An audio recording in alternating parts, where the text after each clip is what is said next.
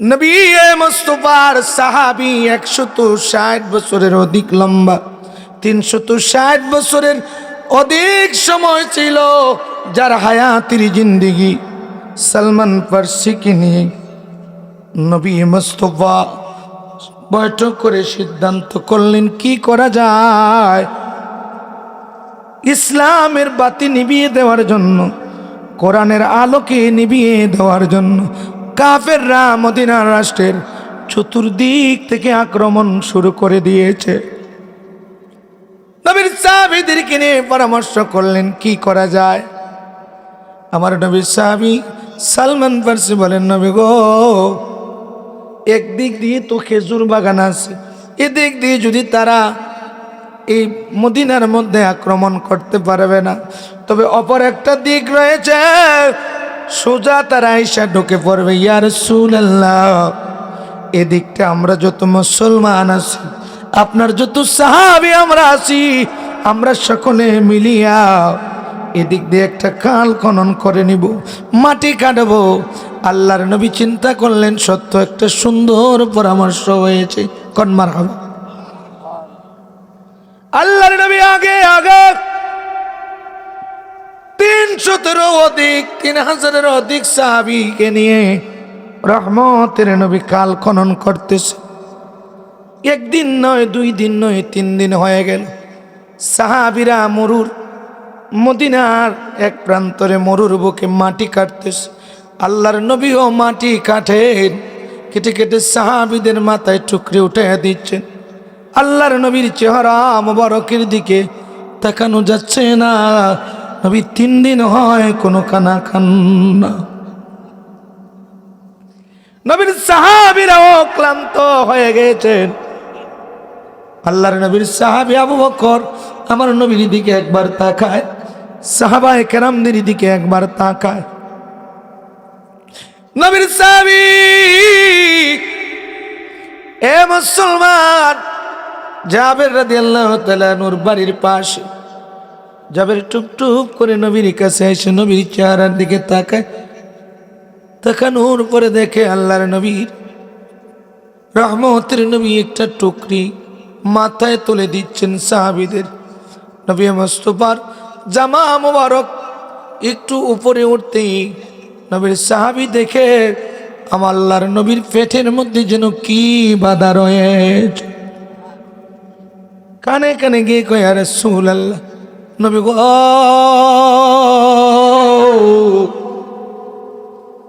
ইয়া রাসূলুল্লাহ, আপনার পেটের মধ্যে কি বাধা গো নবী? আমার নবী বলেন, জাবের, 3 দিন হয়ে যায় এই খন্দকের খাল খনন করতে, এখন পর্যন্ত কোনো দানা পানি পান করা হয় নাই। জাবের রে, পেটের খিদায় পাথর বেঁধেছি যাতে আমার সাহাবীরা কষ্ট না পায়। আল্লাহু আকবার। কোন সাধনে পাইব তোমায় মায়ার নবী গো, আপনাকে দেখিবার। জাবের দৌড় লাগাইছে নবীর দরবার থেকে। বাড়িতে গিয়ে কয়, বিবি রে, আমার নবী 3 দিন পর্যন্ত কানা কান নাই রে বিবি। ও বিবি, ঘরে কিছু আছে নি, খাবার তৈরি করু। আল্লাহর নবী রহমতের নবীকে আমার ঘরে দাওয়াত করবো রে বিবি। আল্লাহর নবীর কথা শোনার পরে জাবেরের বিবি কয়, বলে, স্বামী, ঘরে কিছু জব গম আছে, কিছু রুটি তৈরি করা যাবে। ছোট্ট একটা ছাগলের বাচ্চা আছে রে স্বামী, সেটা জবাই করে দিয়ে যাও। আল্লাহর নবীকে শুধু দাওয়াত করবা, আর কাউকে দাওয়াত করবা না, কারণ সঙ্গে যদি 2-1 আসে সমস্যা হবে না। তবে বেশি মানুষ আমাদের অল্প খাবার দিয়ে খাওয়াইতে পারবো। জাবের গিয়ে কয়, ইয়া রাসূলুল্লাহ, আমার বাড়িতে আপনি নবীর দাওয়াত। নবী মুস্কি এসে দিয়ে বললেন, জাবের রে, আমি নবীকে দাওয়াত দিবা, তোমার ইমানদার ভাইগুলা কি করবে? আল্লাহ উরসিলতু ইলাল খালকিল কাফাত, সব কিছুর জন্য নবী রহমত, নবী হিসেবে দুনিয়ায় আগমন করেছেন। ওয়ামা আরসালনাকা ইল্লা রাহমাতাল লিল আলামিন, তামাম জাহানের রহমত হিসেবে আল্লাহ দুনিয়ার জগতে নবীকে রহমাতাল লিল আলামিন হিসেবে প্রেরণ করেছেন। রহমতের নবী এক মুহূর্তের জন্য উম্মত বলেন না, এখনো নবী উম্মতের বেতায় মদিনায় কান্দে। সুবহানাল্লাহ। এ মুসলমান, আল্লাহর নবী বললেন জাবরিল সকল সাহাবীদেরকে দাওয়াত করো, তোমার প্রত্যেকটা ভাই 3 দিন পর্যন্ত খাবার খায় না, সকলকে নিয়ে যাবে, তোমার বাড়িতে মেহমানদারি করব। জাবের কান্দে, ইয়া রাসূলুল্লাহ খাবার অল্প, নবী গো কি করব গো নবী?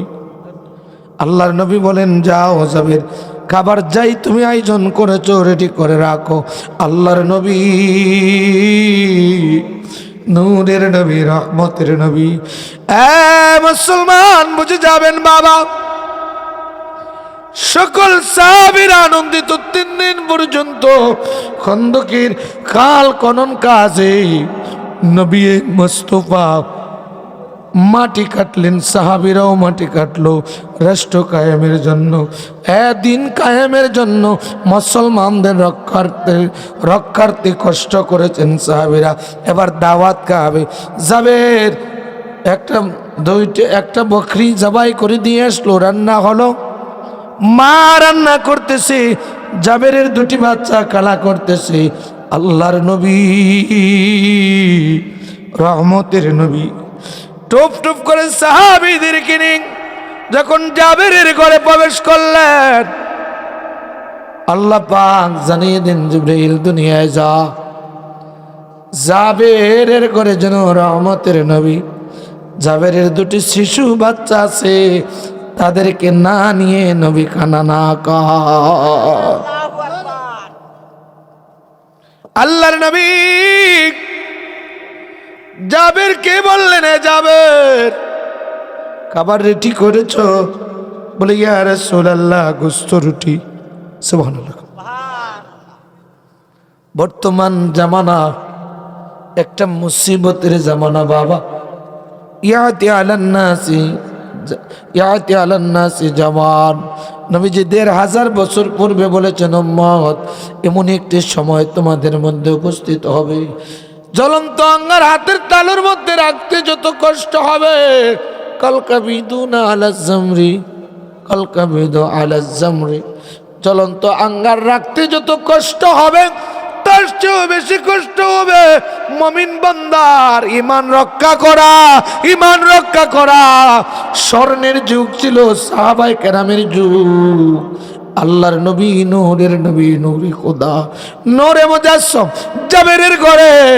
জাবেরকে বলেন, জাবের রে তোমার 2টি বাচ্চা আছে?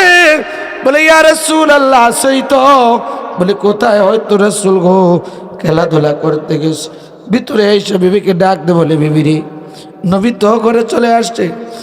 বলে প্রাণের স্বামী জাবের গো, লোক সংখ্যক এত তোমাকে না বললাম খালি রাসূলকে দাওয়াত করার জন্য? বলে বিবি রাসূল তো বলেছেন সবাইকে নিয়ে খাবে। এবার জাবেরের বিবি কয়, নবী যদি বলে থাকেন তো ঠিক আছে, টেনশনের চিন্তা নাই, প্রাণের স্বামীরে খাবার নিয়ে দাও। এ বিবি, নবী আমার ছেলেদেরকে না নিয়ে খাবার খাবে না। বিবি চোখের জল ছেড়ে দিয়ে কয়, প্রাণের স্বামীরে বাচ্চাগুলা হয়তো খেলাতে চলে গেছে। বলে না না, নবী মানবে না। এবার গলায় জড়ে ধরে স্ত্রী স্বামীকে বলতেছে, স্বামী রে, আল্লাহর নবীর সাহাবী যাবেন, তোমার 2টো বাচ্চা তুমি যখন বকরি জবাই দিয়ে যাও, ঘর থেকে ছুরি নিয়ে একটা বাচ্চা আর একটা বাচ্চাকে শোয়াইয়া গলা জবাই করিয়া বকরি জবাই করার সিস্টেমটা দেখাইয়া দিয়েছে।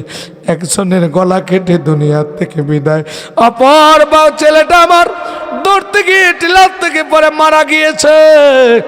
দুটো বাচ্চাকে আমি ঘরে রেখেছি। নবী যদি জানে মেহমানদারি হবে না, আমার নবী কষ্ট পাবে। স্বামী, নবীকে যেমনি হোক বোঝাও। আল্লাহর নবী কোন বর্ণনায় আসছে আল বাদান হায়ার মধ্যে, নবীর উম্মত রেখে কিতাবের মধ্যে সুন্দর করে বর্ণনা করেছেন। নবীর উম্মত গো, আল্লাহর নবী নূরের নবী ডাক দিলেন, জাবেরের ছেলেরা রে, আয় রে আমার সঙ্গে আয়।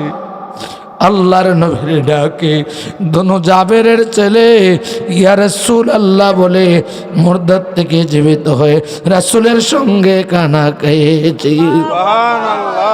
কোন বর্ণনায় মদটাকে দুর্বল বলা হয়েছে, তবে ইতিহাসিকগণ সেই মদটারে গ্রহণ করে লিখিতভাবে রেখেছেন। বাবা বুঝার স্বার্থে বলছি, রহমতের নবীর দ্বারা ইহা সম্ভব না অসম্ভব কথা কয় না। আল্লাহর নবী যদি আকাশের চন্দ্রের দিকে তাকায়া ইশারা করতেন, চন্দ্র দুই ভাগ হয়ে যাইত। নবী ডুবন্ত সূর্যকে যদি আঙ্গুল দিয়ে ইশারা করতেন, উদিত হয়ে যাইত। নবী মুস্তাফা যদি গাছকে ইশারা করে বলতেন, এ গাছ, আমি নবী ডাকছি বললে গাছ হামাগুড়ি দিয়ে নবীর দরবারে আসতো। কুল কায়নাতের নবী যিনি, সেই নবী বলতেছেন সকল সাহাবীদেরকে নিয়ে কাবে কিতাব সাক্ষী দেয়। সেই ঘটনাটা সহিহ সনদে আল্লাহর নবীর বরকতে হাত দ্বারা ডাক না রেখে বিসমিল্লাহ বলে আল্লাহর নামে বন্টন করা শুরু করে দিলেন। সকল সাহাবায়ে কেরামরা খাইল, মদিনাবাসীরা খাইল। জাবের বর্ণনা করেন, দুনিয়ার মানুষ, আমার ফ্যামিলি, পরিবার পরিজন সকলে খাইল, তারপরেও দেখা যায় সেই খাবার পরিমাণ মতন রয়ে গেছে। চিৎকার মেরে কোন আল্লাহু আকবার।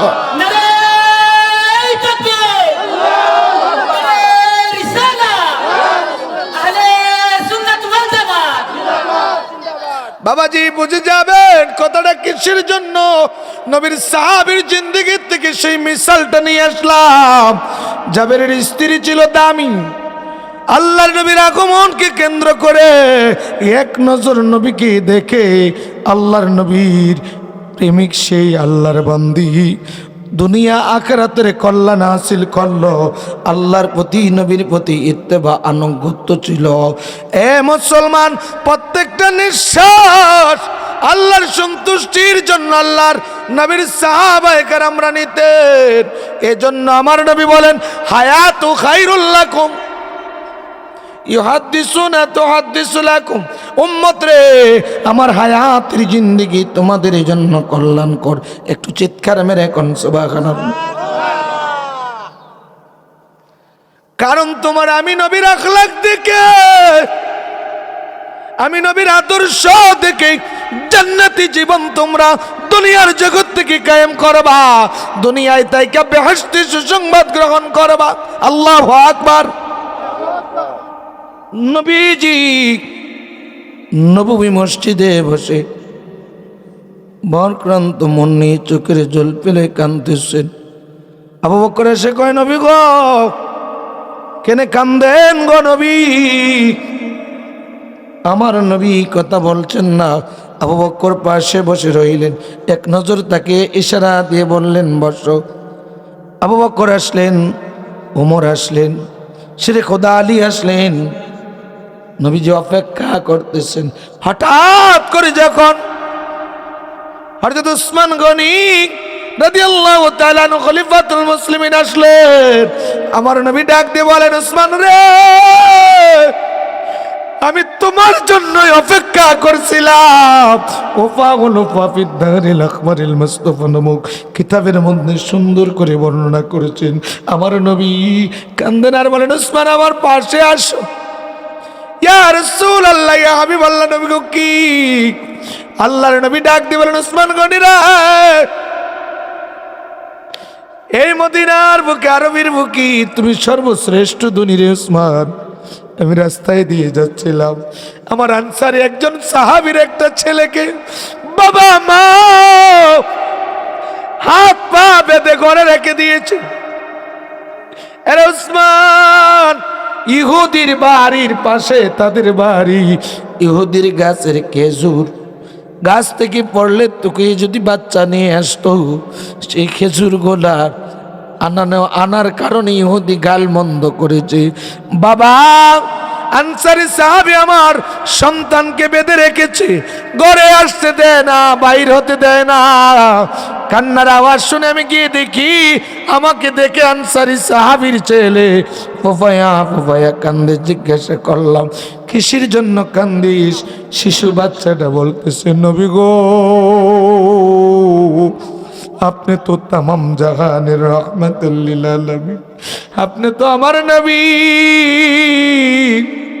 আমরা মুসলমান গরিব আনসারী সাহাবী, ইহুদি কিছু ধনাঢ্য ব্যক্তি, ধনী ব্যক্তি, সে ব্যক্তি চায় তার গাছের তুল থেকে একটা খেজুর আনার অপরাধে মা বাবাকে গালমন্দ করেছে। আমার মা বাবা সেই দুঃখে আমাকে মারপিট করেছে, এবার বেঁধে রেখেছে। বলে, জান গো, আমি আর কোনোদিন গাছের নিচে যাব না, আমাকে ছেড়ে দেওয়ার জন্য। আরে ওসমান, সেই ইহুদির গাছটা কিনে যদি দাও, আমি নবী তোমার জন্য আল্লাহর দরবারে প্রার্থনা করব, জান্নাতে তোমার জন্য আমার আল্লাহ দুনিয়ার চেয়ে বড় বিশাল বাগান রেখে দিবে, বিনিময়ে জান্নাত দুনিয়ার। সে কথাগুলা শোনার পরে ওসমান রাদিয়াল্লাহু তাআলা গিয়ে ইহুদিকে বললেন, ইহুদি রে, কত টাকা হলে তোর এই গাছগুলা বিক্রি করে দেবে? এবার সময় সুযোগ পেয়েছি, মুসলমান নবীর সাহাবী গাছ কিনতে এসেছি। ডাক দিয়ে বলেন, আমাকে যদি 300 গাছের চারা একটি বাগান উন্নতি দিয়ে দাও, তাহলে আমার এই ঘাসটা আমি বিক্রি করে দেব। আমার নবীর সাহাবী ডাক দিয়ে বললেন, একটি কয়েকটি গাছ মাত্র তোমার বাড়িতে, ইহার বদ দৌলতে তুমি এত কিছু চাচ্ছ? আমার নবীর হুকুম যদি না হইতো রে ইহুদি, আমি তোমাকে বুঝিয়ে দিতাম। আল্লাহর নবীর সাহাবী বললেন, দিয়ে দিব। অন্যত্র একটা বাগান দিয়ে আনসারী সাহাবী ইমানি ভাইয়ের জন্য আল্লাহর নবীর সাহাবী খলিফাতুল মুসলিমিন হযরত ওসমান রাদিয়াল্লাহু তাআলা আনহু এই খেজুর গাছগুলা আনসারী সাহাবীর জন্য কিনে দিয়ে দিলেন। একটু চিৎকার মেরে বলা যাবে কি আল্লাহু আকবার? প্রেম যদি করবি রে মন, প্রেম যদি শিখবি রে মন, সবচেয়ে চল মদিনায় আমার জিন্দা নবী যেই দেশে গো, আমার প্রাণের রাসূল যেই দেশে গো। আরে দেখলে সবই পাগল হবি, দেখলে সবই পাগল হবি, কাঁদবে বসে নিরালায় আমার জিন্দা নবী যেই দেশে গো। বাবাজি, দুটি ঘটনা বললাম, কেন বললাম একটু বুঝে যাবেন। আল্লাহর নবী ফরমান, উম্মত ইয়া আইয়ুহান নাস, হে দুনিয়ার মানুষ, আন্নাহু লা নাবিয়্যা বা'দা ওয়া লা উম্মাতিকুম বা'দি ফা'বুদু রাব্বাকুম, তোমরা আল্লাহর ইবাদত করো। ওয়া সাল্লু খামসাকুম, তোমরা 5 ওয়াক্ত নামাজ পড়ো। নামাজ কার হুকুম বাবা? সালাত কার হুকুম বাবা? কার হুকুম? আল্লাহ। আল্লাহর হুকুম আমরা কি বাড়িতে আদায় করি না মসজিদে? কথা কয় না? মসজিদ লাগে না? কথা কয় না? লাগে কি লাগে না? গভীর মনোযোগ। এই দুনিয়া বড় কঠিন জায়গা। আল্লাহ বলেন, হে দুনিয়ার মানুষ, আল্লাযীনা আমানু ওয়া আমিলুস সালিহাত, আল্লাহ বলেন ইয়া আইয়ুহাল্লাযীনা আমানুত্তাকুল্লাহ ওয়াবতাগু ইলাইহিল ওয়াসিলা। ইমানদার বান্দারা, আমি আল্লাহরে ভয় করো, পাওয়ার জন্য মধ্যস্থ উসিলা নাও। এক নাম্বার উসিলা হলো বান্দা যদি মুস্তাহিদ হয় বা কোরআন হাদিস ইসমাকিয়াত জানে, ইয়া আইয়ুহাল্লাযীনা আমানুস্তাঈনু বিসসাবরি ওয়াস সালাহ, সালাত এবং ধৈর্যকে ওসিলা বানায় আল্লাহকে ডাকলে ডাকতে দেরি আমার আল্লাহ সেই ওসিলায় বান্দাকে দিতে দেরি করেন না। আল্লাহকে লাভ করা সহজ হয়ে যায়। অন্যদিকে আমার আল্লাহ বলেন, ইয়া আইয়ুহাল্লাযীনা আমানুত্তাকুল্লাহ, ঈমানদার বান্দারা আমি আল্লাহরে ভয় করো, আমাকে পাওয়ার জন্য মধ্যস্থ উসিলা নাও। সেই উসিলাই হলেন নবী রাসূলগণ। প্রথম উসিলা, দ্বিতীয় উসিলা হলেন ওয়া উলিল আমরি মিনকুম, যারা তোমাদের শায়েখ। তোমরা যা জানো না, তোমাদের এই পীর মুর্শিদ যারা, তাদের আনুগত্য ইত্তেবা করলে আল্লাহ রাসূলের আনুগত্য করা হইয়া যায়। একটু গভীর মনোযোগ। নবীজি বলেন আল্লাহর ইবাদত করবা। কার ইবাদত? বলুন তো, ইবাদত কি খালি সালাতই না, যাকাত দেওয়াও আছে? আমরা ইনসাফ আমাদের প্রত্যেকটা স্থানে প্রতিষ্ঠিত করতে হবে, ঠিক না ঠিক? বাবাজি আমি লম্বা করব না। তো নবীজি বলছিলেন ওয়া ওয়াফাতু খায়রুল লাকুম, আমার ইন্তেকাল মোবারক তোমাদের জন্য কল্যাণকর। কোন সুবহানাল্লাহ। নবী মুস্তাফা হায়াতুন নবী, জিন্দা নবীর কাছে আমল, জিন্দাদের এই আমলগুলা আল্লাহর নবীর দরবারে পেশ করা হয়। নবী উম্মতে মুহাম্মদের আমলগুলা দেখেন। কোন সুবহানাল্লাহ। কোন উম্মত যদি নেক আমল করে, আল্লাহর নবী হামিদুল্লাহ, আল্লাহর দরবারে প্রশংসা করেন। কোন সুবহানাল্লাহ। গুনার কাজ করলে আল্লাহর হাবিব তওবা করেন, উম্মতের জন্য মাগফিরাত কামনা করেন। এরে মুসলমান, আমরা এমন নবীর উম্মত, আমরা মুসলমান ইমানদার। আমি শেষ একটা কথা রেখে যাই, আলোচনা এখানেই রেখে দিব বাবা, লম্বা করব না। তবে একটা কথা বলে যাই, মসজিদ আল্লাহর ঘর। আপনার সম্পদ জমিদারি, দুনিয়ার সম্পদ যাই করেন না কেন, দুনিয়ায় থাকতে নেক আমল, আরেকটা হলো যাকাত। ফাবুদু রাব্বাকুম, তোমরা আল্লাহর ইবাদত করবা। ওয়া সাল্লু খামসাকুম, 5 ওয়াক্ত নামাজ পড়বা। ওয়া সাওমু শাহরাকুম, রমজান মাসে রোজা রাখবা। ওয়া আতু যাকাতা আমওয়ালিকুম, আনন্দ চিত্তে তোমরা যাকাত প্রদান করবা। নবীর উম্মত, যাকাত দেওয়া কার হুকুম? জানেই না মনে হয়। কার হুকুম? যাকাতের দুটি বিষয় রয়েছে, একটা হলো আর্থিক এবং দৈহিক যাকাতও আছে বাবা, অন্যদিকে যাব না। তবে এই যে আনন্দ চিত্তের যে যাকাতের কথা নবী বলেছেন, ইহার ভিতরে দুটি জিনিস রয়েছে। মারকাতে মোল্লা আলী কারি রাহিমাহুল্লাহ বলেন, নবীর উম্মত হজ এবং যাকাত দুটোই আর্থিক ইবাদত, এটা তোমরা অবশ্যই আদায় করবা। তোমাদের আমিরের আনুগত্য করবা, মানে মুর্শিদের আনুগত্য। সুবহানাল্লাহ। তাদখুলুল জান্নাত রাব্বাকুম, এই কাজগুলা যদি করো আমার আল্লাহর জান্নাতে প্রবেশ করবা। জোরে জোরে কোন সুবহানাল্লাহ। মসজিদের যত সম্পূর্ণ কাজ আছে সেগুলার দিকে আপনারা মনোযোগী হবেন। রমজান মাসে রোজাগুলো রাখবেন, মা বাবার খেদমত করবেন। প্রধান অতিথি সাহেব আপনাদেরকে নিয়ে দীর্ঘক্ষণ আলোচনা করবে, সময়ও বেশি নাই। আমি দেখেছি, আমি লম্বা করলে হবে না। 11টা 10 বেজে গেছে, আমরা সময়গুলা মাঝে মধ্যে চলে গেছে। তো আমি কষ্টও নিচ্ছি না, আপনাদের কাছে দোয়ার আরজি রেখে আমি আলোচনা এখানে রেখে দিলাম। আস্তাগফিরুল্লাহ, ইন্নাল্লাহা গফুরুর রহিম, আল্লাহুম্মা আমিন। ربنا ظلمنا أنفسنا وإن لم تغفر لنا وترحمنا لنكونن من الخاسرين. ربنا آتنا في الدنيا حسنة وفي الآخرة حسنة وقنا عذاب النار. اللهم اغفر لي ولوالدي وقل رب ارحمهما كما ربياني صغير.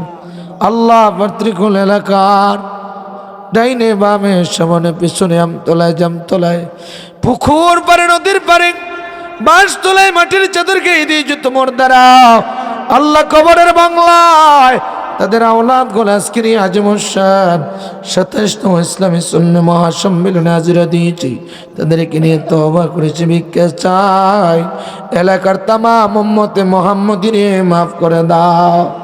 আমরা তামামের মা বাবার মাফ কইরা অতি কষ্টে লালন পালন আল্লাহ মাই বাপ করছিল আমরা রে,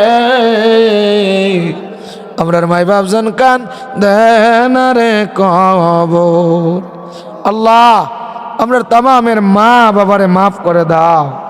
আজকের জলসা তাবারু কবুল করো আল্লাহ। এই মাহফিল কমিটির তামাম রে নেক হায়াত বাড়িয়ে দাও আল্লাহ। এলাকাবাসীর মনকে মসজিদের সাথে বান্ধিয়ে দাও আল্লাহ। আমরা তামাম রে মক্কা মদিনার মেহমান বানাও আল্লাহ। আল্লাহ তোমার হাবিব রে না দেখাইয়া সাদা কাফনে ডাক দিও না, মরণে জবানি মানে কালেমা পড়াইয়া লা ইলাহা ইল্লাল্লাহ মুহাম্মাদুর রাসূলুল্লাহ।